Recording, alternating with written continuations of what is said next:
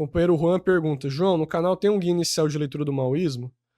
Olha, eu já falei isso em alguns vídeos. Eu acho que eu até tenho um corte de live publicado sobre o assunto. Deixa eu ver se eu tenho ele aqui. Aqui. Então, nesse vídeo aqui eu trato brevemente sobre o problema do que estudar do maoísmo, do marxismo, assim por diante. Eu vou mandar aqui o link para os companheiros no chat, que é algo que eu já tratei de forma mais aprofundada.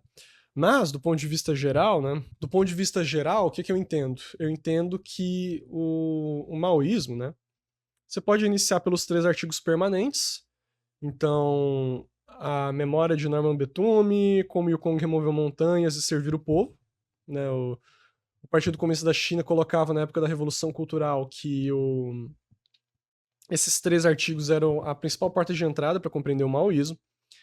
Para além disso, eu sempre recomendo as 5 teses filosóficas do presidente Mao Tse-tung, para entender as contribuições do presidente Mao na filosofia, os textos sobre a democracia nova e sobre a construção do socialismo na China, né, e particularmente o texto acerca da ditadura integral sobre a burguesia, do Chen Chun-chao, que não é precisamente o presidente Mao, mas era digamos assim, um dos maiores maoístas na época da grande revolução cultural, e que esse texto aqui é um esplendor, tá? Isso aqui, se vocês forem ler, é um dos melhores textos, documentos que eu já li na vida, que estudei na vida sobre a construção da sociedade socialista sob a ditadura do proletariado. Né, demonstra profundamente o nível avançado ideológico que os comunistas chineses atingiram nessa época. É um texto que eu recomendo bastante. E, né, outros textos no geral, eu diria a Declaração dos 16 Pontos da Grande Revolução Cultural Proletária, os documentos daí da esquerda do partido durante a Revolução Cultural, que trazem precisamente essa discussão ali sobre a luta contra a restauração capitalista. Então, no geral, esses são os textos assim, que eu indico de primeira para os companheiros estarem estudando sobre o maoísmo. O companheiro Stefferson pergunta, estava falando da Revolução Cultural, né? E aí ele falou, o problema é a Guarda Vermelha, que fizeram caos, até o Mao criticou isso. A Guarda Vermelha fez caos e destruição, até o Politburo maoísta criticou isso. Olha, quem fez o Mar Armado de Massas não era a Guarda Vermelha não, tá? O Mar Armado de Massas e as organizações operárias armadas eram os rebeldes operários e as organizações revolucionárias de operários e camponeses. Os guardas vermelhos se envolveram em algumas lutas faccionais contra outros guardas vermelhos, mas não versa sobre o Mar Armado de Massas isso aí, tá? Muito se fala sobre a Guarda Vermelha e tal, nossa, mas eles eram jovens e problemáticos, não sei o quê. Isso aí é incorreto, não é assim que a gente tem que conceber. A atuação dos guardas vermelhos foi extremamente positiva. Certo, esses dias eu vi um dado lá de uma pessoa que viveu na época. Ah, teve luta faccional? Teve, mas assim, dos 20 milhões de guardas vermelhos, eu não lembro se isso era de todo o período de uma das regiões lá, 1 milhão se envolveu com luta faccional. Todos os outros 19 milhões estavam engajados em serviço comunitário, auxiliar as massas, politizar os operários, levar o pensamento Mao Tse Tung nos rincões do país. Então, o que é isso? Sabe? A juventude teve um papel importantíssimo nos guardas vermelhos, eram profundamente abnegados, sabiam de bicicleta, de todos a pés, por todos os rincões mais profundos da China para levar o pensamento Mao Tse Tung e levar as grandes contribuições do presidente Mao à construção do socialismo, profundamente integrados com as massas operárias. Então tratar os guardas vermelhos dessa forma não é, não. Eu já trouxe até no meu vídeo ali sobre a Revolução Cultural, eu trouxe lá como os guardas vermelhos eles eram jovens profundamente engajados, politizados, sabe? E o Comitê Central falava, não é para dar atenção para aqueles que estão difamando os guardas vermelhos. O Zuzipai, né, o Politburo falava isso. Então, teve erros? Teve, né? Tanto que o movimento dos guardas vermelhos acabou. Eventualmente, deu origem aos rebeldes operários, aos rebeldes proletários e às demais organizações de massas operárias. Agora, tratar como negativo o período, isso é incorreto, né? Isso é absolutamente incorreto. Teve aspectos negativos, né? Principalmente em regiões mais afastadas, na qual a linha esquerda do partido não tinha tanta força. Né? Então, se não me engano, foi em Guangxi, que foi uma das piores regiões, assim, na atuação dos guardas vermelhos, em termos de excessos, de extremismo e tal. Aconteceu, claro que aconteceu. Aconteceu de fato. Agora, tomar isso como regra e não como uma exceção, que foi corrigida em anos posteriores, ao meu ver, é um erro. Né? Companheiro pergunta, determinar o socialismo como algo concreto não seria errado? Já que o socialismo é a construção do comunismo desde o início.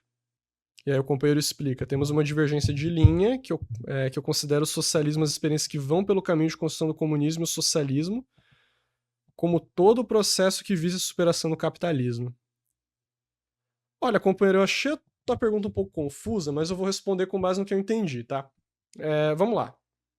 Primeiro, o socialismo, definir o socialismo como algo concreto, ao meu ver, é fundamental. Porque se a gente não define o socialismo como algo concreto, então qualquer coisa pode ser socialismo. O socialismo, e aí não é o João Pedro Fragoso que fala. O movimento comunista internacional, desde Marx, Engels, Lenin, Stalin, Dimitrov, Mao, Chen Chao, todos os grandes comunistas, particularmente da linha de esquerda da história do movimento comunista internacional, definiam o socialismo em termos concretos. Então, por exemplo, o Marx colocava abertamente que você teria uma fase inferior e uma fase superior da sociedade comunista, na qual ele trata de que essa fase inferior seria uma fase no qual existem reminiscências do direito burguês, mas que já existiria a propriedade social dos meios de produção e a superação da propriedade privada. Então, por exemplo, o Marx, ele coloca que no socialismo, na primeira fase da sociedade comunista, não haveria mais exploração do homem pelo homem, e que, na verdade, o que existiria eram reminiscências do direito burguês. Lenin afirmava, o socialismo, existem reminiscências do direito burguês, a justiça não é efetivada totalmente, mas já não existe exploração do homem pelo homem, ou seja, já não existe propriedade privada, porque o Lenin vai pegar e vai chamar a primeira fase da sociedade comunista de socialismo. Então, na verdade, em Marx não havia distinção entre comunismo e socialismo. Em Lenin que vai começar a ver essa distinção, da primeira fase da sociedade comunista ser chamada de socialismo. E Lenin colocava, no socialismo não há mais exploração do homem pelo homem, o que significa que a propriedade privada, a grande propriedade privada e média propriedade privada, foi abolida fundamentalmente. No início da construção do socialismo na União Soviética, o Lenin ainda utilizava o conceito dessa forma. Ele falava, a União Soviética ainda não é socialista, porque a gente não expandiu as empresas coletivas, as cooperativas. A União Soviética ainda tem relações capitalistas de produção que são majoritárias. Então vejam, a União Soviética até 22, o Lenin falava, a União Soviética ela era uma ditadura do proletariado que ainda não havia construído socialismo, estava em vias de construir, estava construindo o socialismo, mas ainda não era socialista. Com Stalin, o socialismo vai ser efetivado, né? Por isso que se fala que Stalin é o grande construtor do socialismo, porque particularmente a partir do início dos anos 30, que a propriedade socialista se torna majoritária. Então a propriedade social dos meios de produção se torna majoritária e o socialismo, enquanto modo de produção, é construído. E o Lenin e Stalin falavam muito claramente que o socialismo se construía a partir de relações de produção majoritárias que se transformavam em um modo de produção socialista, no qual não há mais exploração do homem pelo homem. Quando a gente chega na Revolução Chinesa, esse conceito se avança, há a necessidade de compreender que continua a existir lutas de classe sob o socialismo, porque a burguesia ela é abolida enquanto detentora dos meios de produção. Eu já vi gente usando, a luta de classe continua no socialismo. Aí você vai ver o que a pessoa chama de luta de classes é a burguesia empresária. Então a China hoje, que tem um monte de empresário, é a luta de classe no socialismo. Não, o que o presidente Mao e que os comunistas chineses falavam é que a luta de classes continua a existir sob o socialismo, por quê? Porque a burguesia já foi despojada dos meios econômicos, dos meios de produção, mas ela ainda tem uma base econômica que é a pequena propriedade, então que se chama de pequena burguesia, pequenos comerciantes, sei lá, vendedor de cachorro-quente, barbeiro, o que seja. A pequena burguesia engendra uma base econômica do capitalismo, por menor que seja. Isso quem fala é o Lenin, tá? Isso não é nenhum mal. O Lenin fala que a pequena produção, ela engendra o socialismo, aliás, ela engendra o capitalismo todos os dias, todas as horas, no socialismo. Então, existe uma base econômica, mas essa base econômica vai engendrar poder político no Partido Comunista, vai engendrar poder cultural, poder nas artes. Então continua existindo arte burguesa no socialismo, continua existindo linha de direita no Partido Comunista, continua tendo no Partido Comunista que já tomou o poder uma linha que representa os interesses da burguesia. Como a burguesia já foi despojada, os interesses deles é restaurar a propriedade capitalista, a propriedade privada. Então, e a necessidade de se ter uma grande revolução cultural. Então, O pessoal fala, mas pro Fragoso, nenhum país atualmente é socialista. Vejam, quando eu falo que nenhum país atualmente é socialista, eu não tô partindo diretamente do maoísmo. Eu tô partindo do que afirmavam os marxistas-leninistas históricos. Então, por exemplo, eu já vi muita gente, mas as democracias populares, os países socialistas do leste europeu, não sei o quê. Se os companheiros pegarem os documentos dos partidos comunistas da época, no final dos anos 40, então, por exemplo, pega lá o documento de Dimitrov sobre a... Enfim, tinha um documento do Dimitrov sobre o socialismo na Bulgária, e isso no final dos anos 40, se não me engano foi em 49 ou foi em 48 ou 49, eu acho, tá? Salvo engano. Eu acho que foi isso. Acho que foi em 48 ou 49, enfim. O Dimitrov, ele fala o seguinte, a Bulgária, ela está em uma democracia popular, mas ela ainda não é socialista. Ela ainda não é socialista. Ela está cumprindo tarefas, ela tem uma forma específica de ditadura do proletariado, que está cumprindo tarefas da construção do socialismo, mas que ainda não é socialista. Ela está construindo o socialismo. Isso é importante. Por quê? Porque quando você está construindo o socialismo, é como eu falei no começo da live, ainda existem setores da média burguesia, você tem ainda o que se chama, na maior parte dos casos, de capitalismo de Estado, capitalismo monopolista de Estado. O que significa isso? Vamos botar lá. O proletariado tomou o poder e confiscou todas as fábricas, confiscou todas as empresas. Não se desenvolveram relações de produção socialistas naquelas empresas. O que você tem ali é o capitalismo. Então, o próprio estado de ditadura do proletariado passa a atuar como um apropriador privado de mais-valia. E o próprio Lenin falava isso. As empresas estatais controladas na época da União Soviética, nos tempos de Lenin, algumas avançaram ao socialismo. Mas, boa parte delas eram empresas com relações capitalistas de produção. O Lenin falava isso. Por quê? Porque quando o proletariado toma o poder, você não vai mudar todas as relações sociais do dia para a noite. É uma construção longa. Então você continua tendo relações capitalistas e, até que as outras se tornem majoritárias, elas é um modo de produção capitalista. Até que se construa de fato o socialismo. Então a gente usa, claro, o socialismo na União Soviética, 1917 a 1956. Por quê? Porque com a ditadura do proletariado já se afirmou a necessidade de construir o socialismo.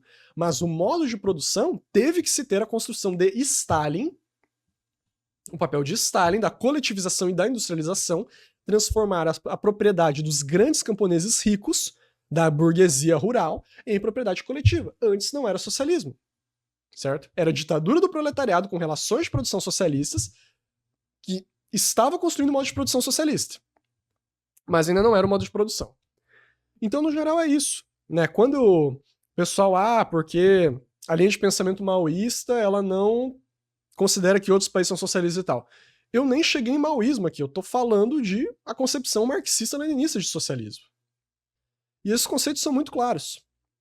Outro conceito importante é uma ditadura do proletariado não pode manter propriedade privada ad eternum. Então, uma ditadura do proletariado toma o poder, ainda não há socialismo, mas imediatamente todas as políticas devem servir a construir o socialismo. Foi isso que foi a NEP, que, mantendo relações capitalistas de produção, garantiu que pudesse se desenvolver relações socialistas paralelas, e foi a industrialização e coletivização na União Soviética. O Lenin falava, alguns camaradas que dizem que não tem como construir o socialismo na União Soviética. Isso é mentira, a gente tem que expandir as cooperativas rurais, a gente tem que expandir as empresas coletivas para construir o socialismo. O presidente Mao Tse Tung falava, em 53, há alguns que estão com a cabeça na nova democracia. Estão com a cabeça na nova democracia e, por conta disso, querem continuar desenvolvendo propriedade privada? Não, já passou da hora, a gente tem que construir propriedade socialista. Então isso é muito importante, porque daí os defensores da China falam, mas a China ainda é uma ditadura do proletariado em construção ao socialismo. Não, porque lá restaurou o capitalismo.